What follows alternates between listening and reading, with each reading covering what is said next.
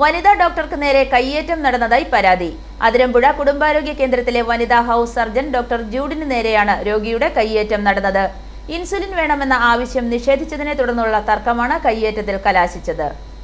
ഡോക്ടറെ കയ്യേറ്റം ചെയ്യാൻ ശ്രമിച്ച പ്രദേശവാസിയായ സോണിയെ പോലീസ് കസ്റ്റഡിയിലെടുത്തു. വനിതാ ഡോക്ടറുടെ താടിക്ക് ഇടിച്ചതായും പരാതിയുണ്ട്.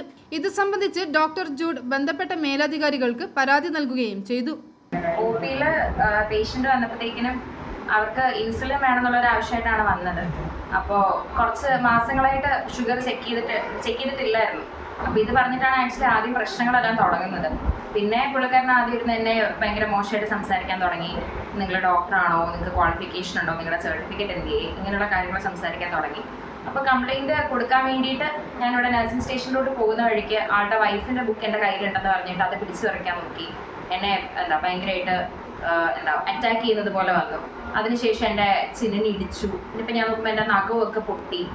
ഇത് മൊത്തത്തിൽ ഇത്ര അറ്റാക്ക് ആയിട്ട് പുള്ളിക്കാരൻ പെട്ടെന്ന് ഇവിടെ ഇറങ്ങി പോവുകയാണ് പിന്നെ ചെയ്തത്. ഇതാണ് സംഭവിച്ച കാര്യം.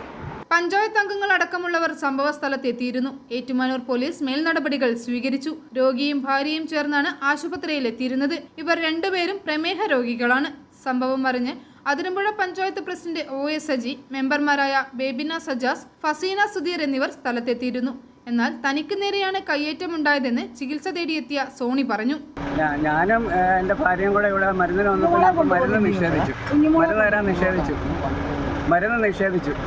അപ്പം ഞാൻ പറഞ്ഞു പറ്റത്തില്ല, ഇപ്രാവശ്യം കൂടെ ഞങ്ങൾക്ക് മരുന്ന് തരണം എന്ന് പറഞ്ഞു. ഞങ്ങൾ രണ്ടുപേരും രോഗികളാണ്. ഞാൻ ആക്സിഡൻറ്റ് പറ്റി ഇരിക്കുന്ന ആളാണ്. i4 news, Ettumanoor.